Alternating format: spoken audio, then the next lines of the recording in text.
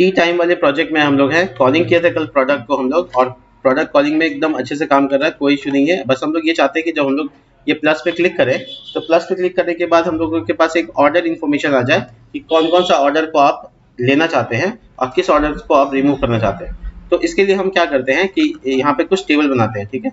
Logic थोड़ा सा difficulty की तरफ जाएगा, बट देखिएगा, आराम से समझिएगा, कोई बात नहीं। अगर इस प्रोजेक्ट में समझ नहीं आएगा तो यही एक प्रॉब्लम है कि अगर कोई कर रहा है मेरा वीडियो देखकर और उसको अगर क्लियर नहीं है तो पहले वीडियो देख के कर ले, यानी उसको पहले बिना समझे भी काम कर सकता है, फिर उसको टुकड़े टुकड़े में अलग अलग कर दे और उसको एक एक करके समझे। अगर समझ नहीं आता तो उसको वापस कमेंट करे या फिर हमसे पूछ ले आके कि यहाँ पे क्या हुआ था और कैसे काम हुआ, तो वो एक पॉसिबिलिटी बन जाती है कि उससे प्रॉब्लम सॉल्व हो जाएगा। तो मैं ऑर्डर को कॉलम दे देता हूँ, एक ऑर्डर आईडी हो जाएगा, दूसरा ये हो जाएगा कि क्वांटिटी प्रोडक्ट कौन सा और क्वांटिटी कौन सी है, ठीक है।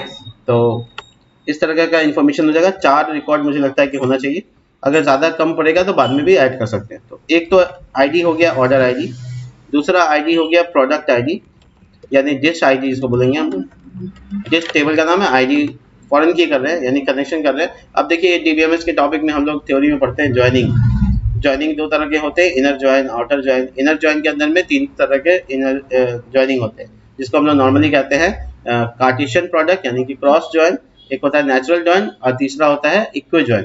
और इसी तरह से आउटर ज्वाइन में होता है लेफ्ट ज्वाइन, राइट ज्वाइन और फुल आउटर ज्वाइन। ये तीनों ज्वाइनिंग को हम अच्छे से समझ लेते हैं थ्योरी में, तो यहाँ भी हम लोग के काम आता है। क्वेरी में लिखने में काम बहुत ज़रूरी है।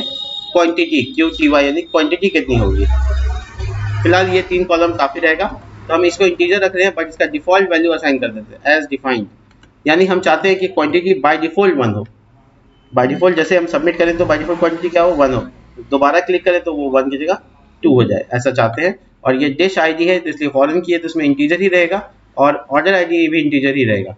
तो सिंपली हम ये क्या करेंगे, यहाँ पर AI पे टिक मार देंगे ताकि ये प्राइमरी की बन जाए, और इसके बाद सेव।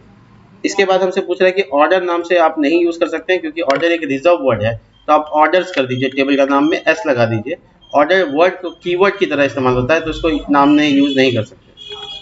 देखो ऑर्डर्स ले लिया इसने, ऑर्डर नहीं लिया तो चलिए। तो ये एक दूसरा टेबल है जो मैंने सिंपल सा डिज़ाइन करने की कोशिश की है। अब मैं ये चाहता हूँ जब भी मैं इस पर क्लिक करूँ, यानी किसी भी बटन पे क्लिक करूँ, तो इसका प्रोडक्ट आईडी यानी डिश आईडी ले जाकर उसमें इंसर्ट कर दे, और क्वांटिटी तो बाय डिफॉल्ट 1 ही होता है। तो मैं यहाँ पर ऐड बटन को थोड़ा एक्टिव करता हूँ। ये ऐड बटन है, इसमें हर्फ लगा दूंगा, लगा हुआ है कहीं भी क्या, हाँ लगा हुआ, देखो ये हर्फ लगा हुआ है एट्रीब्यूट, और इसको हम लगाने के जगह पर यहाँ पर लिखेंगे कि index.php यानी इसी पेज पे क्वेश्चन मार्क, और इसका अपना डिश आईडी है तो उसको डिश, और यहाँ पे आईडी को प्रिंट करने के लिए $PHP इको $रो बड़ी ब्रैकेट आईडी। ये सिंपल जैसे डिलीट वगैरह के लिए इस्तेमाल करते हैं वैसे। इससे क्या होगा, एक यूनिक नंबर मिल जाएगा हमको जिसमें हमको इंसर्ट करना पता चल जाएगा।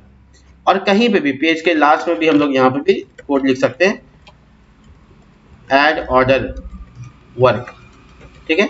और सॉरी, अब हम इफ अगर इसे $_गेट मेथड गेट होगा और उसमें क्या नाम होगा, डिश। अगर डिश नाम का मेथड है तो उसमें आईडी निकाल लेना, और एस छूट गया, और यहाँ पे डिश, ठीक है। अब इसके बाद हम क्वेरी चलाएंगे, लेकिन मामला क्या है कि देखिए इसमें थोड़ा कंडीशन ज़बरदस्त बनानी पड़ेगी, थोड़ी सी मेहनत ज़्यादा है इसमें, बट फिर भी हम लोग काम जरूर करेंगे। देखो इंसर्ट इनटू नाम है ऑर्डर्स, और इसमें ऑर्डर आईडी में तो कुछ डालना नहीं है, डिश आईडी डालना है। डिश आईडी एक कॉलम है, दूसरा है क्वांटिटी QTY क्वांटिटी।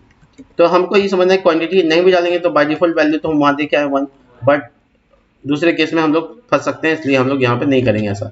तो मेरे पास डिश आईडी ये है, इसका नाम डिश आईडी कर देते हैं, कन्फ्यूजन नहीं हो। तो डिश आईडी यहाँ डाल देंगे सिंगल कोट में, ध्यान रखिए वेरिएबल हमेशा सिंगल कोट में, फिर कॉमा लगाकर क्वांटिटी एकदम मैनुअल डाल देते हैं 1 ऐसे, ठीक है। तो यहाँ पे हमेशा क्या जाएगा, क्वांटिटी 1 जाएगा। और ये देखो पूरा क्वेरी तैयार हो गया। अब ये क्वेरी को रन करते हैं, कोई वेरिएबल बनाते हैं mysql क्वेरी, और यहाँ पे db की जगह नाम होगा कौन, और दूसरा जो वेरिएबल है उसका नाम है क्वेरी। अगर ये ऐसा हो जाता है यानी रन हो जाता है तो सिंपली हमको क्या करना है, रिफ्रेश करना है, इको और window dot open page same refresh हो गया। नहीं होता है तो फिर एल्स के लिए कोई काम नहीं करते, ठीक है। नॉर्मली जब हम इस पर क्लिक करेंगे, जैसे इस पर क्लिक करेंगे तो आप नोटिस करेंगे कि यहाँ पे इंसर्ट हो गया होगा, हुआ। तो डिस्क नंबर 1 था इसलिए डिस्क नंबर 1 इंसर्ट हुआ। अब ये डिस्क नंबर 3 आई थिंक, है ना। क्लिक करते देखते हैं इंसर्ट हुआ कि नहीं, हो गया इंसर्ट। इसी तरीके से मेरा सारा कोई भी डिस्क पे क्लिक करेंगे तो क्या हो रहा है, इंसर्ट हो रहा है। ये ऑर्डर में जमा हो रहा है। अब ये ऑर्डर हमको इधर दिखा देना। तो अब दिखाने के लिए क्या करेंगे, वो जगह का नाम है 3/4, इसका नाम ही रखे तो हम ऑर्डर एरिया, और यहाँ बनाएंगे टेबल एकदम बूटस्ट्रैप से, क्लास नेम, और यहाँ पे लिखेंगे बॉर्डर। इसके अलावा हम लोग यहाँ लिखेंगे टी हेड, जो लगाना ज़रूरी होता है, TR और TH। तो यहाँ पे प्रोडक्ट यानी डिश कौन सा है, ये क्वांटिटी और इसका अमाउंट, ठीक है। तो ये तीनों चीज़ अवेलेबल होना चाहिए मेरे पास। और हम देखेंगे कि यहाँ पे एक टेबल दिख रहा होगा, दिख रहा है आपको। यहाँ पे थोड़ा अरेंज करते हैं, डिज़ाइन अच्छा करते हैं। जैसे W' फुल लगाने के बाद ये फुल 100% का काम करेगा। इसके बाद हम लोग डेटा इसमें फीड कर सकते हैं, अच्छे से काम करेगा। तुम चाहो तो ये वाला गैप को ख़त्म कर सकते हो अगर तुमको इधर जगह कम पड़ रहा है। हालांकि हमको अभी दिक्कत नहीं है, अगर दिक्कत होगा तो हम देखेंगे बाद में। इसके बाद हम लोग यहाँ पे लूप चलाते हैं, टी बॉडी, और टी बॉडी के अंदर ये TR, और यहाँ मान लो जैसे ब्लू टी, ये प्रोडक्ट का नाम होगा। मान लो क्वांटिटी उसका 2 है तो ऐसे लिखेंगे 2, और ये जो अमाउंट है उसका वो वहाँ पे दिखा देना है कि क्या अमाउंट का है वैल्यू। जैसे मान लो 40 रुपये एग्जाम्पल के तौर पर, तो गुना करके बताएंगे, फाइनल वैल्यू बताएंगे, ठीक है।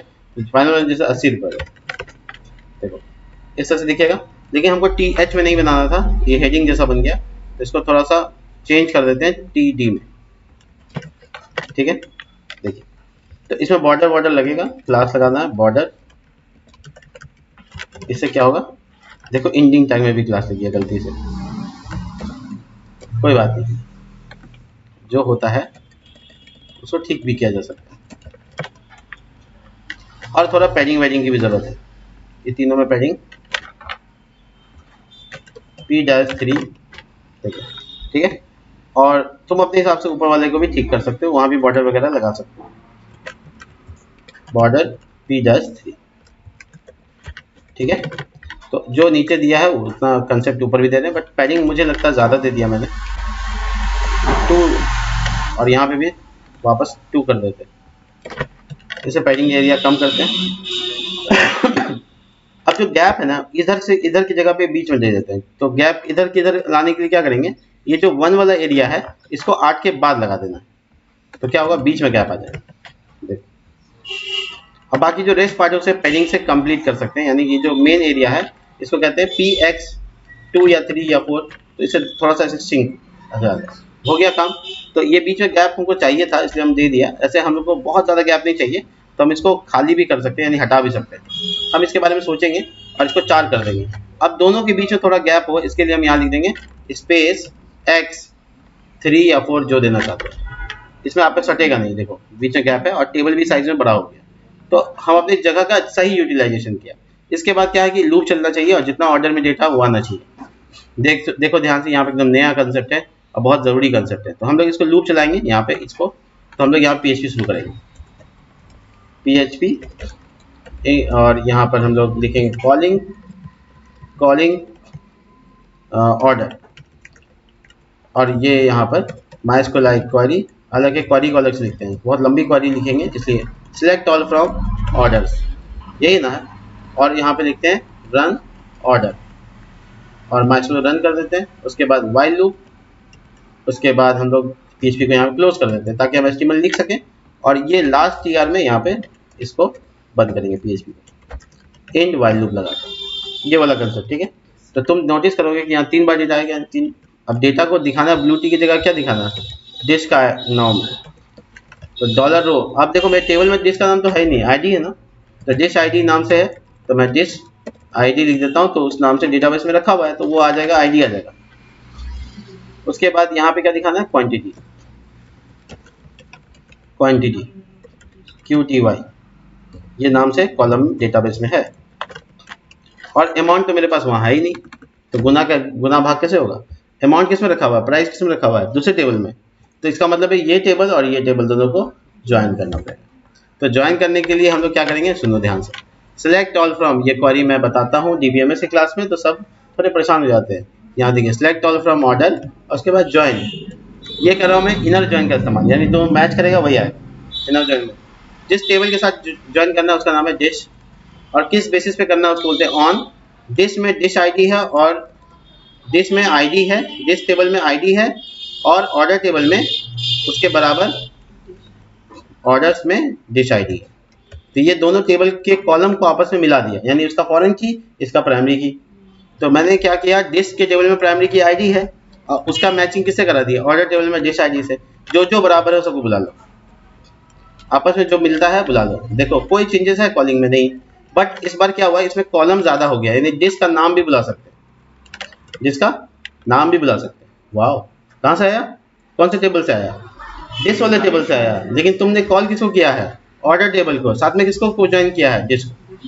अब ये क्वांटिटी हमारे पास है, अब तुम क्वांटिटी और क्वांटिटी तो तुम प्रिंट करोगे ही, लेकिन तुमको साथ में क्वांटिटी के उसका प्राइस को भी, टोटल अमाउंट को भी निकालना है। तो तुम क्या करोगे, यहाँ देखो टोटल नाम का वेरिएबल बना लोगे और डॉलर रो QTY जो क्वांटिटी है इनटू डॉलर रो, उसका नाम क्या था, प्राइस, हो गया। तो ये टोटल नाम का वेरिएबल के पास क्या आ गया, टोटल दोनों गुना होके आ गया, डॉलर रो और यहाँ टोटल, सॉरी टोटल ऐसा रो नहीं, टोटल वेरिएबल है, लोकल वेरिएबल है।